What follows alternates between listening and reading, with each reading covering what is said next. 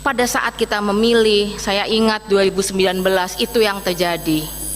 Bagaimana kemudian isu yang terjadi adalah isu yang menggunakan sentimen A atau antitesanya, yang sebenarnya juga menggunakan sentimen yang sama, hanya di sisi sebaliknya. Minggu lalu saya ditanya oleh seseorang di wawancara, Mbak Inaya, gimana ini?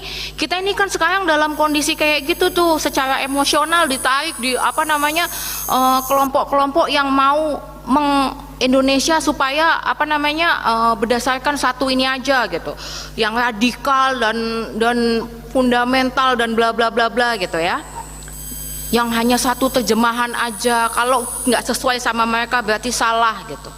Ini kita dibawa sama kelompok radikal gitu. Ini gimana ini gitu. Ya ini kan berlawanan dengan Pancasila katanya.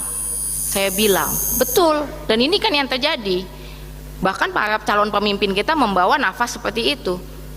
Tapi saya bilang, kalau kemudian kita berpikir soal berlawanan dengan Pancasila, kita berpikir kelompok radikal apakah berlawanan dengan Pancasila, ingin mengganti falsafah Indonesia, apakah berlawanan dengan Pancasila? Iya. Tapi jangan salah, kelompok-kelompok yang kemudian mendagangkan NKRI harga mati, tapi dibaliknya hanya untuk menyembunyikan oligarki, itu juga jelas berlawanan dengan Pancasila.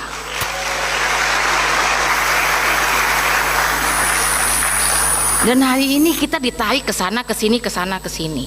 Betul-betul semuanya harus identitas. Pilihannya itu tadi, kalau nggak ke Arab-Araban, ke Western-Westernan, atau sekarang dua-duanya berusaha menggait orang muda. Dengan cara apa? Dengan cara semuanya pakai salam sarang hehe. Gimik-gimik identitas.